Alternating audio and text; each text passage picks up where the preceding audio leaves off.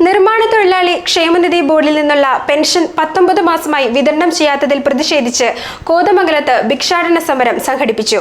കെട്ടിട നിർമ്മാണ തൊഴിലാളി ട്രേഡ് യൂണിയൻ ഐക്യസമിതിയാണ് സമരവുമായി രംഗത്തു വന്നത്. വിവിധ ആനുകൂല്യങ്ങളുടെ വിതരണവും നിലച്ചിരിക്കുകയാണെന്ന് സമരക്കാർ ചൂണ്ടിക്കാട്ടി. നിർമ്മാണ തൊഴിലാളി ക്ഷേമനിധി ബോർഡിൽ നിന്നുള്ള പെൻഷൻ വിതരണം 19 മാസമായി മുടങ്ങിയിരിക്കുകയാണെന്ന് ട്രേഡ് യൂണിയൻ ഐക്യസമിതി ചൂണ്ടിക്കാണിക്കുന്നു. തൊഴിലാളികൾക്ക് അർഹമായ ആനുകൂല്യങ്ങളും വിതരണം ചെയ്യുന്നില്ല. ഭിക്ഷാപാത്രവുമായാണ് തൊഴിലാളികൾ സമരത്തിൽ പങ്കെടുത്തത്. പെൻഷൻ തൊഴിലാളികളുടെ ഭിക്ഷാടന സമരം ഈ വഴിത്താരയിലൂടെ ഇതുവഴി കടന്നു വരികയാണ്. ഈ വാഹനത്തിന് തൊട്ട് പിന്നാലെ പെൻഷൻ കിട്ടാത്ത തൊഴിലാളികളുടെ ഭിക്ഷാടന സമരം ഇതാ കടന്നു വരികയാണ്. ഈ ഭിക്ഷാടന സമരത്തിൽ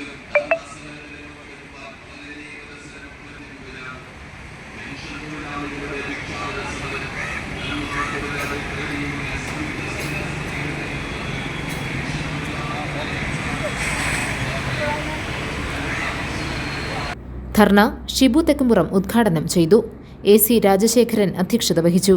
advocate Edappally Basheer, Abu Moideen, VM Sugathan, Suresh Alappat, Antony Augustine, PK Rajamma, Chandralekha Sasidharan, Baby Augustine, Joy Varghese, PP Mathai, MK Eldhose, Omana Chellappan തുടങ്ങിയവർ പ്രസംഗിച്ചു. സർക്കാരിന്റെയും ക്ഷേമനിധി ബോർഡുകളുടെയും കെടുകാര്യസ്ഥത കൊണ്ട് ഈ ക്ഷേമനിധി ബോർഡ് ഇന്ന് നാശത്തിന്റെ വക്കിലാണ്. നമ്മളെല്ലാവരും പണമടച്ച് വളരെയധികം കഷ്ടപ്പെട്ട് പണമടച്ച് നമ്മളുടെ യൗവനത്തിലും അതേപോലെ വാർദ്ധക്യത്തിൽ എത്തുന്നത് വരെ മധ്യവയസ്കരായിരിക്കുമ്പോഴും എല്ലാം പണമടച്ച് ഉള്ളെടുത്ത് പണമടച്ച് 60 വയസ്സാകുമ്പോൾ നമ്മൾ അടച്ച പൈസ കിട്ടും എന്ന് പ്രതീക്ഷിച്ചുകൊണ്ടാണ് നമ്മൾ അടയ്ക്കുന്നത്. ഇപ്പൊ അടച്ച പൈസയുമെല്ലാം സർക്കാരിന്റെ കോൺട്രിബ്യൂഷൻ ആയിട്ടുള്ള നമ്മൾ 50 രൂപ അടയ്ക്കുമ്പോൾ സർക്കാർ 50 അടയ്ക്കണം. അതേപോലെ തന്നെ സെസ് പിരിച്ച് അതിന്റെ 10%, അതായത് 120 രൂപ നമ്മുടെ അക്കൗണ്ടിൽ ഒരു മാസം എത്തേണ്ട സ്ഥാനത്ത് ഇപ്പോൾ നമ്മൾ അടയ്ക്കുന്ന 50 രൂപയാണ് എത്തുന്നത്.